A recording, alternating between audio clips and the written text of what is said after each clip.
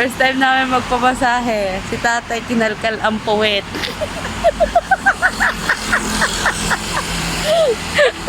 Hugas ang kamay si ate. Nadadala ata ang libag. Ang ligalig natin sa loob, nakakahiya. Ikaw, ikwento ko na kwento. Asawa ko, pag tulugan na, hindi na ako iniintindihan. Cellphone na lang yung cellphone niya. Ano guys,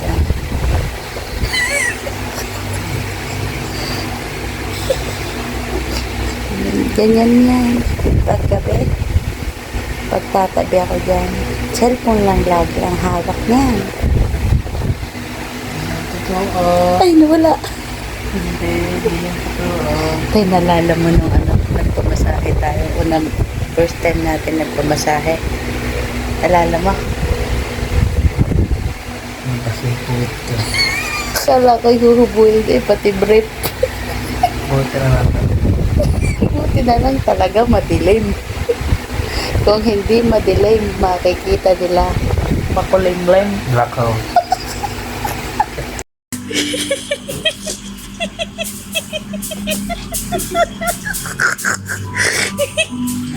Ito tulog ka. Magpapamasahe ka.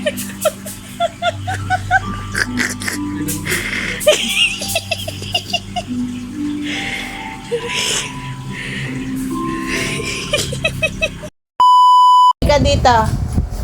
Galali ka, dali. Tatanong ako sa'yo. Tanda mo pa yung tanda mo pa yung nangyari sa'yo dito, sa ganito mo. Hindi. Yung dito. Dito at dito. Dalawa yan eh. Hindi mo na alam? At naalala na untog ako dito sabay tapos dito sa lamesa.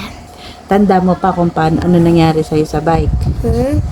Paano ka nabangga ng bike? Tanda mo pa? Hindi, dito na. Hindi mo natanda nang nabangga ka ng bike? May history yan, dalawa yan guys, mga kabibig yan, dalawa yan. Sakit yan. Yung isa dyan, di ko sure kung alin dyan Guys, yung sa bike. careful kayo guys, baka kayo mukhang sa akin. Dalawa yan, di ko natanda, alin ba yung sa bike dyan? Ito o ito? Yung sa baba, yung sa taas? Hindi ako sure ito sa taas, ito sa bike. Yung isa nito sa bike. Tapos yung isa, dun sa kabilang bahay na inupahan namin, nadulas siya. Tapos siya ng dulo ng lamesa, dun siya tumama. So, Guys, putok din yan. Matagal na. So, yan, kukwento natin kung bakit nangyari dyan sa may noo mo. So, ayun, ang kwento niyan kasi, yung nangyari dun sa bike. Bali, may dumating kami kasing bisita yung pamangkin ng asawa ko sa pinsan niya. Tapos, parehas kami ng asawa ko, andun kami sa labas, tinitignan namin yung mga bata. Tapos, yung pamangkin ng asawa ko naglalambing sa kanya. So parang nalingat lang kami ng segundong-segundo. Partida pa yun, andun ako, andun ang asawa ko. Partida yun, andun kami parehas ha. Basta naglalambing yung pamangkin ng asawa ko na parang, bakit ka aalis? Parehas kami tumingin. Basta kasi paalis nga dati yung asawa ko. Tapos, nung pagtingin namin, biglang, pung! Nabangga na pala siya ng bike. Yung mga bike na pwede ka. Tapos, syempre, dahil first time na nangyari sa akin na hindi ko naman actual na nakita na nabangga siya. Ang nakita ko, nasa ilalim na siya ng bike. Alam mo yun, yung parang, alam mo yun, yung hindi mo naman talaga gusto mangyari. Hindi naman sasabihin na hindi namin binantayan. Kasi nandun kami parehas tinitignan naman namin yung mga bata Yun nga lang, ang nangyari dito, pumunta siya sa, may mga diba sa kalsada, doon sa kabilang side ng kalsada, merong mga nakaparadang mga sasakyan. Pilipinas. Ang ginawa niya, umikot siya doon sa likod ng sasakyan. Nakatakip ulo ko nun. Tapos, pag-ikot niya doon sa likod ng sasakyan, hindi niya tinignan yung kalsada. Hindi, dahil sa sobrang paglalaro, hindi niya napansin na may parating pala na bike. So, ito, tumama dun sa pinaka parang guard nung yung parang sa pinaka, parang rush guard ba yung tawag dun, yung parang tubo na pampatibay para Ay, pag bumangga, hindi agad-agad masira yung harapan. Yung parang sa mga sasakyan. Gitna. Dito tumama yung ano, May talagang tawag ng matigas. gitna. So, tas yun, kinuha agad siya ng asawa ko kasi nga, Tapos inalag. wala na kami nagawa, hindi namin naanuhan yung bike kasi nung time na yun talagang medyo padilim na eh, hapon na kasi nung naglalaro sila eh. Padilim na yun, kaya parang hindi na din namin inano Nilagyan ng yung luya. bike kasi hindi niya na din nakita kasi nga ang bilis niya, sobrang bilis niya daw. Nilagyan Biglang lumabas ng ganun kaya pung. Nilagyan ng luya. Tapos yun, nilagyan ng luya nung biyanan ko. Yun yung kasi laging first aid niya eh. Nilalagyan niya ng sugat ng luya. Tapos after nun, di syempre, sabi ko bawal muna. Hinugasan muna to eh. Hinugasan muna ng tubig, ng sabon. Syempre ako nanginginig na ako. Hindi ako naglinis nun yung biyanan ko. Hugasin. Kasi basta pag nandyan ang biyanan ko, pag may mga sugat ang mga anak ko, siya talaga yung pinagano kasi nga nanghihina ako, nanginginig yung buong katawan ko. Tapos siya na yung gumamot sa kanya, nilinis niya muna ng sabon, tapos dinikdikan ng luya, tapos pinunas niya dito, tapos tinapal niya yung luya dito sa ano niya, dito sa sugat niya. Ganun kasi yung first aid ng biyanan ko eh. Yung time na yon, hindi na namin siya sinugod sa ospital kasi nga para nangyari na daw to sa biyanan, dun sa bayaw ko. Yung may ganto din. So, hindi naman daw niya sinugod. So, ano na lang, pinagmasdan na lang namin buong magdamag, observe kung magsusuka ba, lalagnatin, o mahihilo, o anong mangyayari. Wala namang mga ganong pangyayari. Kaya sabi ko, ipinagpasa Diyos na lang namin ang lahat.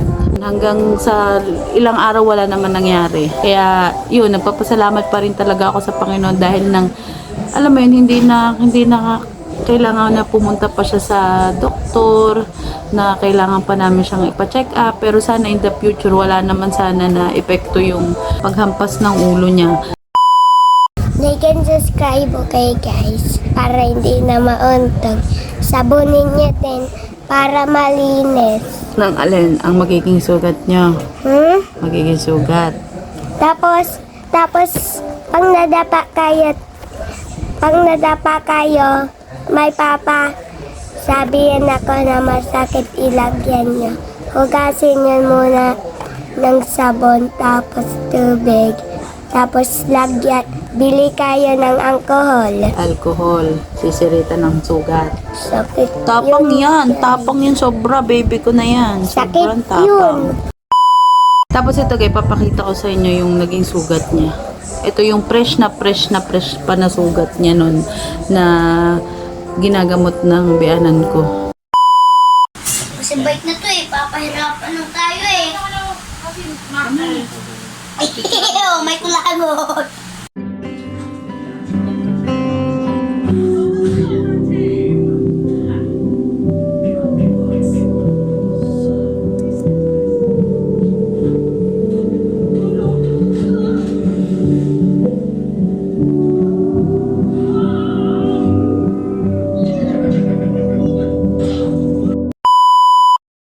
So, ayan na si Miguel. Isang araw pagkatapos niyang bumangga sa bike.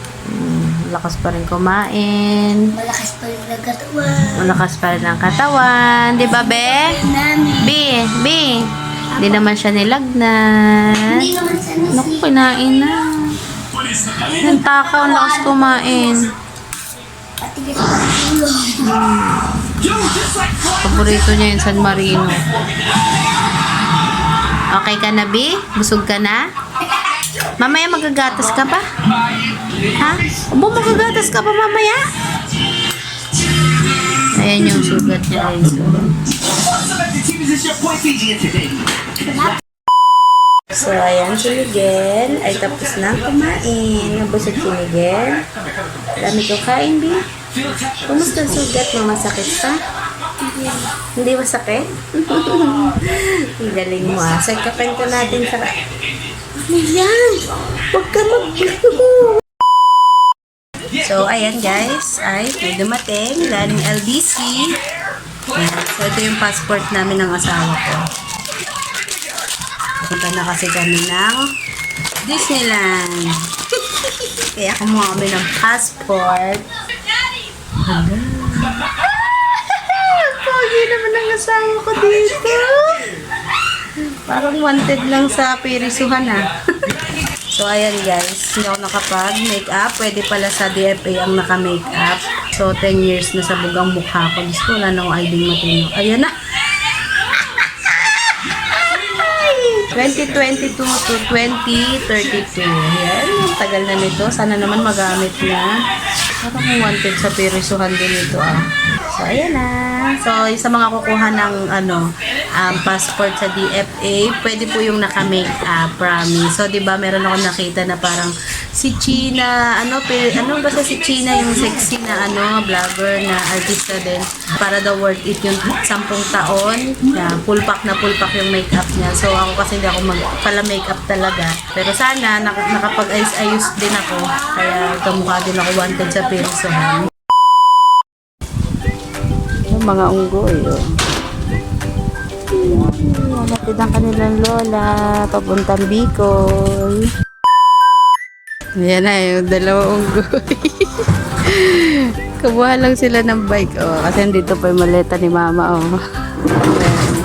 So, isasakay nila dyan sa bike. Tapos dito na yung mga unggoy.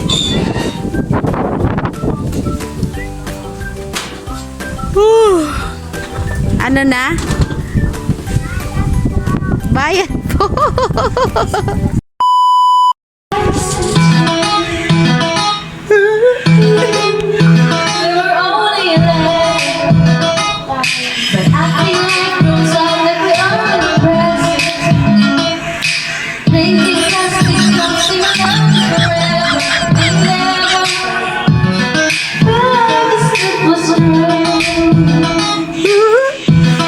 Tira. Dancing on the road in the middle of the woods and the no one stay, no we stay. Talking about when I seven friends and the red lights we stay. Oops, I got 99 focusing in my mind. Oh, Very, want me, very, bye, bye. Oh, take a picture with me on this video. Singing on the tempo, get along.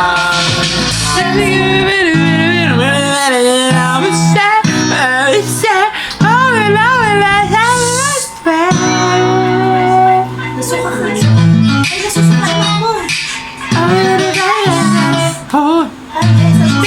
ka. Ay, nasusuka ako. Sabi ng pulis ka na daw ako. O, kain na daw. Dali. May pulis na. Anong kwento mo, kuya, sa paa mo? Lagi na daw ang pulis sa amin. Alin? Ito. Tapos 4 hours ako Nakaano, patingin niya. pesos, 20 hours. Nakaganyan lang. Baka pinupulikat ka. 4 hours daw. Hours, pesos. Ay, mga 5 hours. Yun natulog ako. Antok na ako. Hindi pa rin ako matulog kasi malapit na umaga. Malapit na umaga. Nakita ko, maliwanag na. Maliwanag na yung paa mo. Paano ano nangyari sa paa mo? Nakaano? Yung maliit, makatulog na. Magkaparehas kami na, tingnan mo. Nakaano again? Nakaparehas. Ganyan ka din ng ganyan, Gel? Lagi. Idol mo ata ako eh. Hindi, lagi umaga tapos gabi na ganun ako. Paano? Naganto ako sa umaga. Idol mo ata ako eh. So guys, yan si kuya. 2 araw na hindi nakakapasok kasi may sinat-sinat, may lagnat. Wala namang ubo, wala din sipon. Ako Pero para may mga kasi siya dito, para mga kulani. kulangot. Hindi kulangot, kulani. So, inilig ko siya kahapon. Hindi naman siya nilalagnat ng mataas. Ipakita natin ang sugat mo. Small na siya, guys. Small na ang sugat ni Miguel. Patingin niya.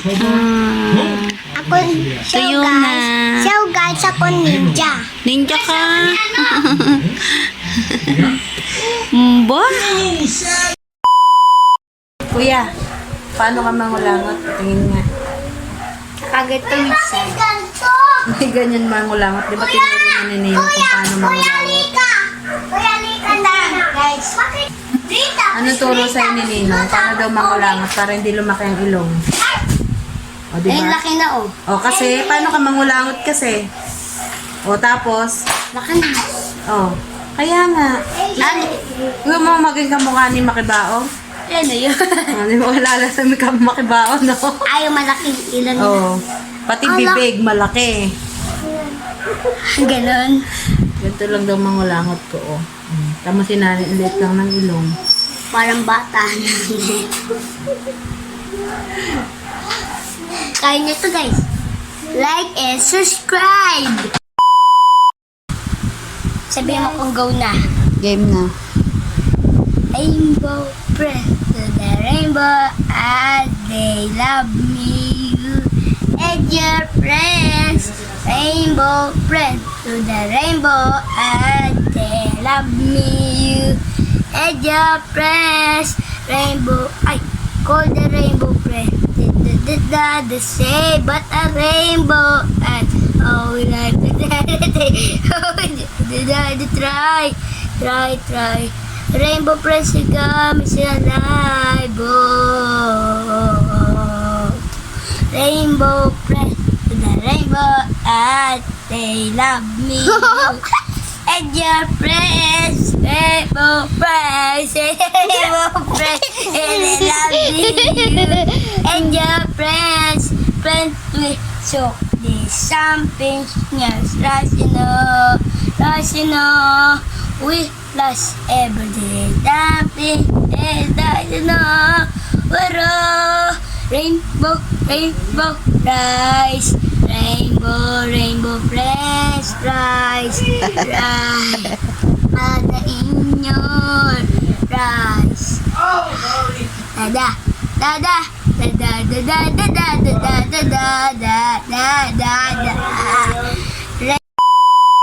Tingin tayo sugat mo. Ayan ang sugat ni Miguel. Tingin, B. Ayan o, 7 days. 1 linggo pagkatapos na bukulan, nasabugan ng noo. Yeah, 1 minute na lang. Tuyo na. Tayo. Tilo, nagtutuklap na, B. Yeah, B. 1 minute ka na. Natuklap. Gel, ano nararamdaman mo sa sugat mo? Yeah, malapit na. Ha? Please. Makate o masakit? Thumbs up. Miguel, thumbs up. Yan na naman siya si Kulangot. Oh, si Kulangot. Yeah, doing this. Gel, pag nasa kalsada, anong gagamitin? Mata, ears, Saka, mata, at ears. ears. Saka observation haki. Dapat meron ka ding observation haki. Pag nakaya ko, Tingnan mo guys. Tingnan nyo guys. Magaling na ang iyong sugat. Tingnan nyo. Maputi na. Meron na siyang